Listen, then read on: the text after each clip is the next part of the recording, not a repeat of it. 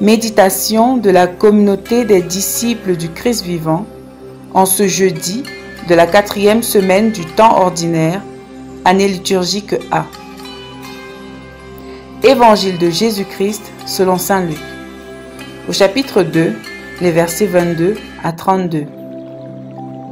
Quand fut accompli le temps prescrit par la loi de Moïse pour la purification, les parents de Jésus l'amenèrent à Jérusalem pour le présenter au Seigneur, selon ce qui est écrit dans la loi.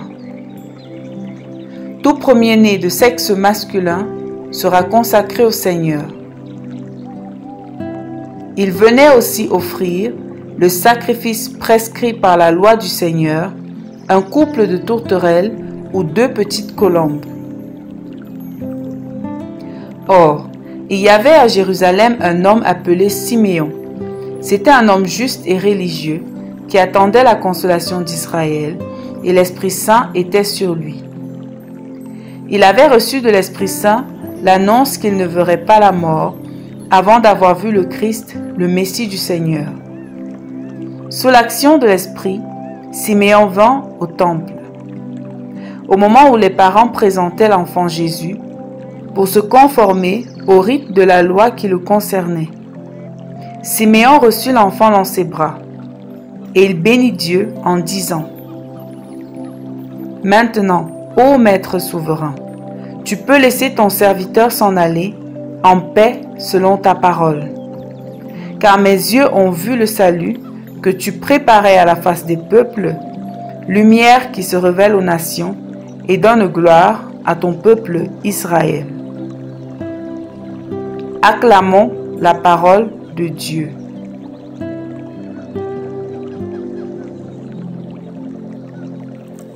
Présentation de Jésus au temple, fête de la rencontre.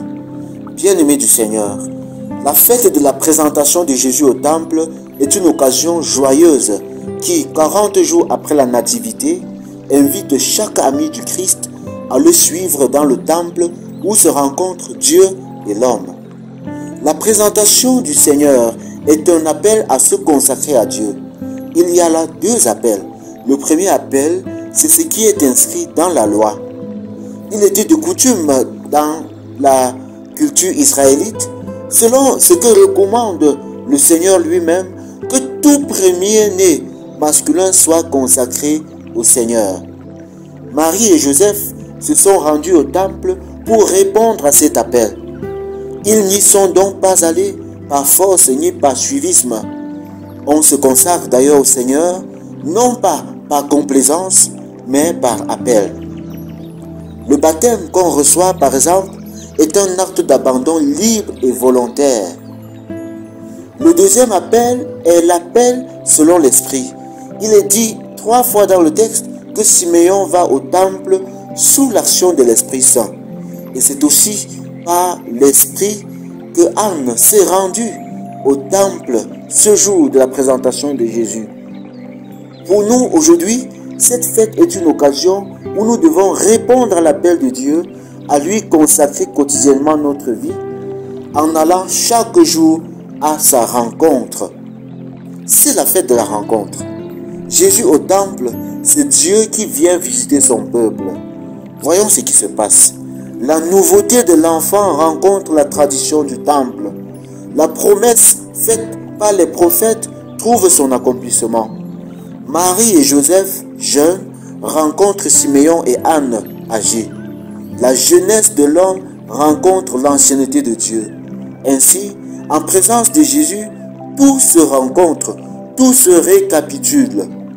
En célébrant cette fête, nous sommes invités à renouveler notre rencontre avec Dieu en travaillant à l'accueillir chaque jour, comme nous l'avons fait au baptême, ou à notre consécration pour les personnes consacrées.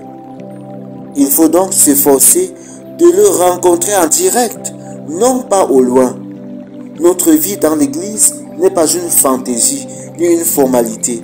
Elle trouve son plein sens dans la rencontre avec Dieu et avec les autres. C'est d'ailleurs dans la communauté ecclésiale que nous avons reçu le baptême ou bien que nous avons été consacrés. Nous ne pouvons pas vivre notre baptême en dehors de l'Église. Il faut aussi s'efforcer de voir Jésus et le toucher comme Siméon, Anne et Marie. Siméon reçut l'enfant dans ses bras. Et pour cela, il y a urgence à réviser notre participation au sacrement et surtout à l'Eucharistie, moyen efficace pour recevoir le Christ.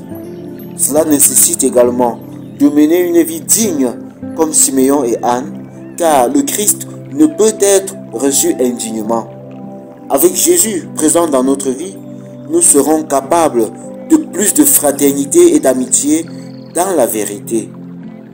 L'un des moyens les plus efficaces, frères et sœurs, pour sortir notre monde de l'indifférence, des jalousies et des guerres incessantes, c'est d'apprendre à rencontrer les autres, apprendre à expérimenter encore la présence personnelle de l'autre, une présence non virtuelle, mais une présence manifeste. Ainsi, nous serons capables de les connaître et de les aimer, tous ceux-là avec qui nous cheminons. Prions. Seigneur, aide-nous à savoir répondre chaque jour à ton appel, à nous consacrer entièrement à toi à travers notre présence dans ton Église et notre participation pleine, consciente et digne au sacrement. Intercession. Prions pour tous les baptisés et de façon particulière pour tous les consacrés, afin que l'Esprit Saint ne cesse de les conduire pour les consacrer chaque jour au Seigneur. Prions aussi pour que la présence de Jésus dans l'Église soit la flamme qui rassemble l'humanité dans une vraie amitié. Marie, Mère de Dieu et notre Mère, intercède pour nous. Exercice spirituel. Évaluer ma rencontre avec le Christ, qui est toujours présent dans son Église, et prendre des résolutions nouvelles. Amen.